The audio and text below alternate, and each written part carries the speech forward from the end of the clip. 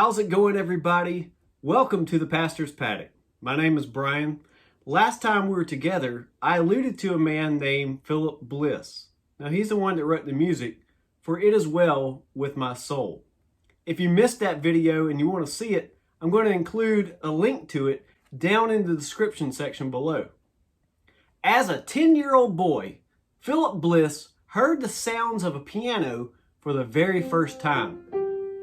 He was captivated by the sounds, and his imagination was stirred.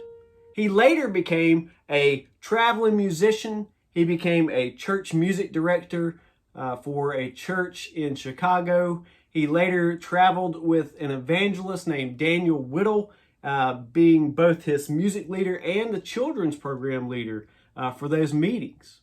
And all the while, Philip was writing some of America's favorite gospel songs.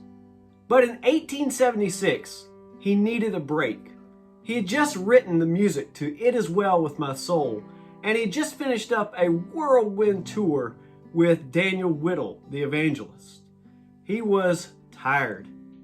And he needed a vacation. So he and his family decided to vacation during the Christmas break in Pennsylvania with his family.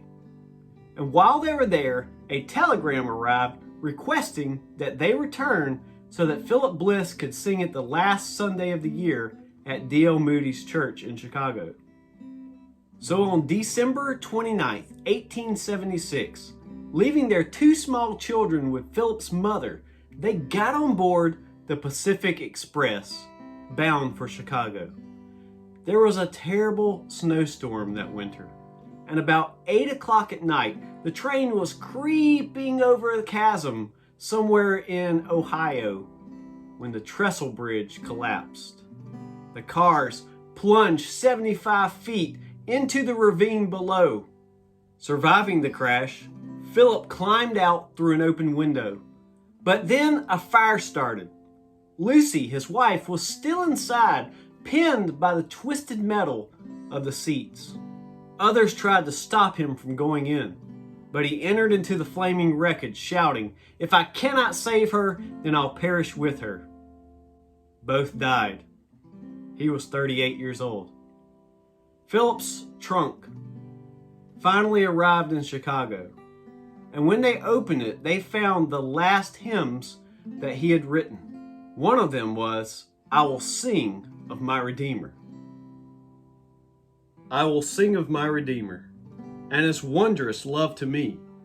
On the cruel cross he suffered, from the curse to set me free. Sing, oh sing of my Redeemer. With his blood he purchased me.